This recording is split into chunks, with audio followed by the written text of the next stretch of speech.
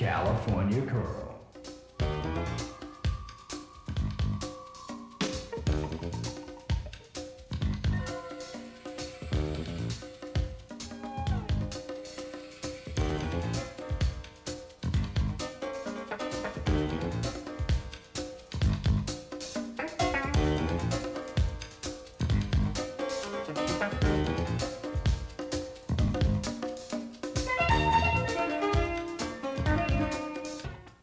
The Art and Science of Barbering, with renowned stylist and educator Willie Morrow.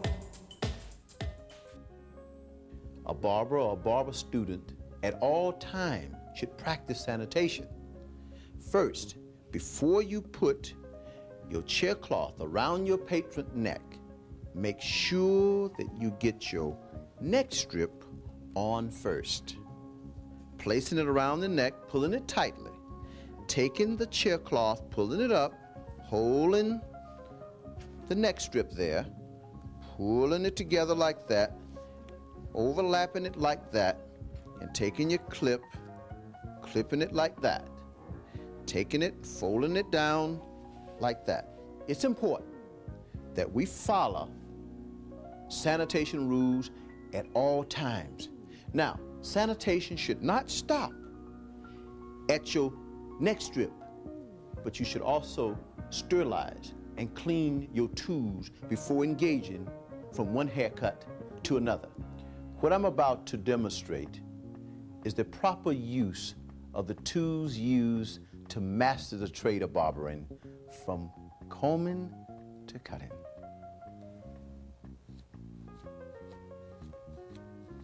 The unique thing about combing is first one must choose the proper comb. Now, let's get close up here now, real close, so we can see what the comb looks like. Now, this comb have the configuration of an afro comb. But if you note, the comb have big holes at the bottom of the comb, or the base of the teeth, so that the comb can go into the hair and slide off or out of the hair easily. The hair is very curly, very matted. You cannot use the conventional comb. You must use a comb that you can insert into the hair, like I'm doing here. Now watch how I push the comb up. I can push it all the way up like that. But I must take the comb and come out this way. I must take my comb and flex my wrist like that. That's how you comb the hair to prevent breakage. You can use it many different ways, but you always must go away from the base of the comb. Now, when I say away from the base, you can never take the comb and insert it into the hair like that and push it forward. Pushing it forward means you cannot push it this way like that, because the hair will get hung up and cause the patron head to move like that, and not only that, break the hair. Now, you must practice if you're a professional in using the comb the way you see I'm using it here. The comb must, the teeth here must pop up like that, and that springs the hair up and uncoil the hair and detangle it. Now, once that's done with this type of a comb, then you can go to the traditional type comb, and then the comb will go through much easier. Now, as we talk about the tools of the trade, the comb is very important. When you're cutting young men's hair, you can't hurt them when you're combing the hair, or otherwise, especially if they're younger than this young man, they start crying, become very nervous and frustrated in the chair, and cause some real problems for yourself. Now, this comb resembles the conventional comb that we use every day, except it has the holes at the base of the comb as the same as the afro comb. In other words, the combs are designed to comb naturally curly hair. The uniqueness of this comb, it has holes at the base here, the same as the afro pig had, okay? Now, what I want to point out is, when the comb goes in, you can turn the comb up like that, and the comb will slide through much easier because there's no wedge along the spine of the comb like most combs are. When I say a wedge, most combs look like my fingers. The teeth goes down into a wedge. Here, it goes down to a hole.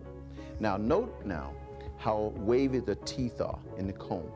Those waves are there so when the curls in the hair have room to slide through easily, opposed to the straight up wedge type teeth. Once the hair has been properly combed, one has to choose the proper clipper or the proper blade used for the haircut. Now, the blades or the blade that one uses is the most critical part of the haircut. For an example, the triple art blade, I want to demonstrate how close this blade cut. In other words, I want you to get or to form a mental picture of what this triple art blade do and how close it cut. So you will know when to use it and when not to use it too. Now we'll place it right there and cut a path straight up the head. Now note how close that blade cut. It cuts the hair very, very close, almost bald. The triple art blade. This blade can be best described as being the blade for the close, bald type haircuts, the bold haircuts, the short, close fade haircuts, the triple art blade. There's one blade that cuts closer than this, and that is the number 4 art blade. 4 zeros cuts closer than 3 zeros. This is the triple art. The OA blade will follow the triple art. It leaves the hair a little longer as I demonstrate.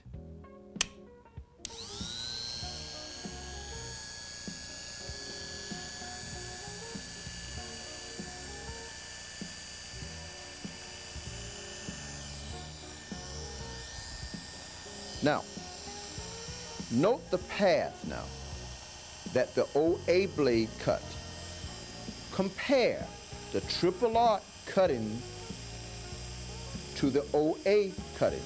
You can see that this one leaves the hair a little longer. Now this is the one blade. The next blade I will demonstrate. This blade leaves the hair a little longer than the OA blade. Watch.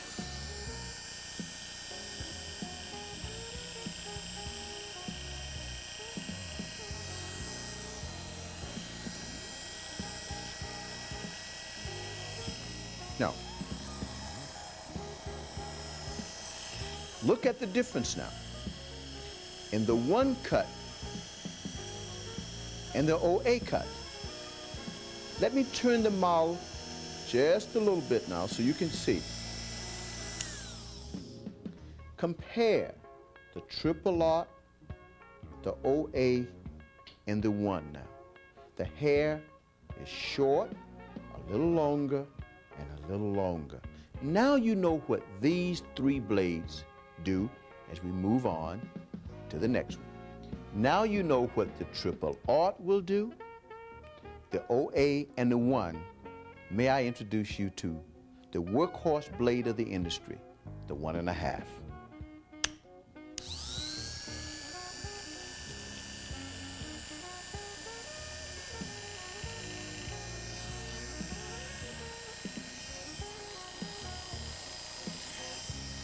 Note and compare how long the hair looks in this cut compared to the one cut. Note the hair is getting longer and longer. Compare the 1.5 to the 1 to the OA to the triple R. Slowly note, form a mental picture of how close each blade cut as I turn my patron.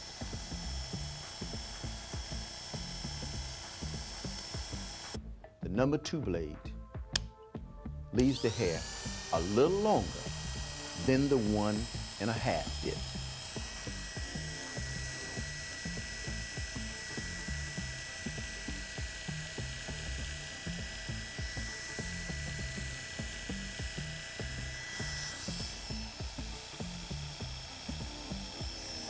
Compare now.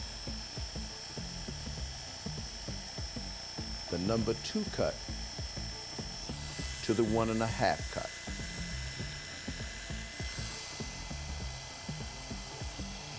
May I introduce you to our final blade, the 3.5 blade.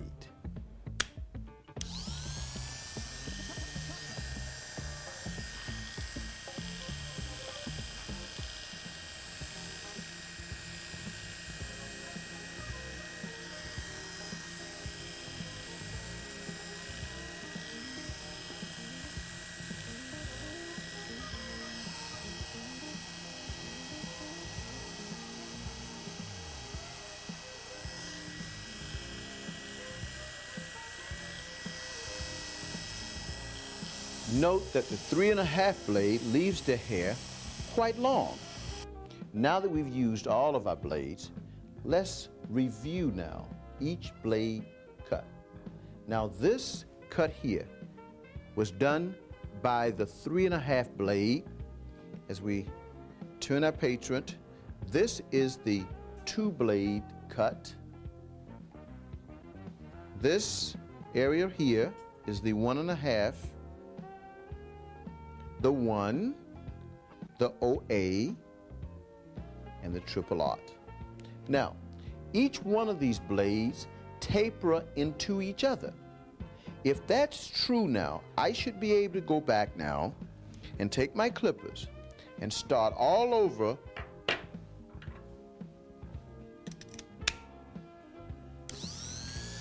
with the triple R blade.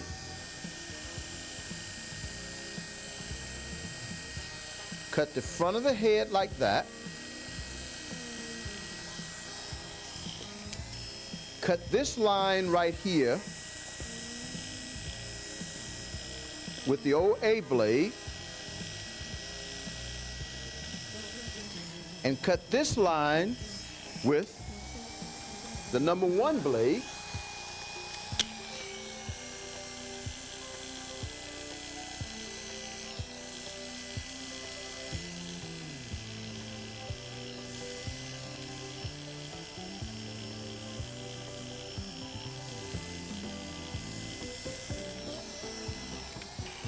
Cut this section here between the 1 and 1.5 with the 1.5 blade. This section of hair with the number 2 blade.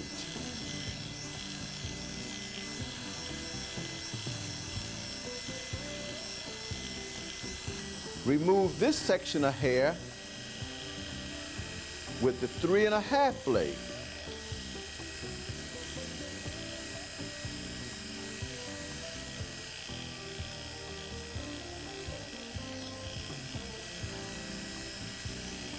Once that's finished, we should be able to comb the hair as we turn the patron around, and the hair should get shorter as we go around the head. Compare now. Take note to what we did. We tapered the hair from the right side of the head all the way around to the left side of the head. Compare it, the 3.5 cut to the 2, to the 1.5, to the 1, to the OA, all the way around to where we started with the triple R. Now, this is not how you cut hair now. You don't cut hair short to long as you turn your patron now. That's not how you cut hair. You taper up and down, not from left to right. But we did this to make a point that you don't need to be a great hair cutter. You just need to know the tools of the trade and how to master those tools, the proper use of those tools.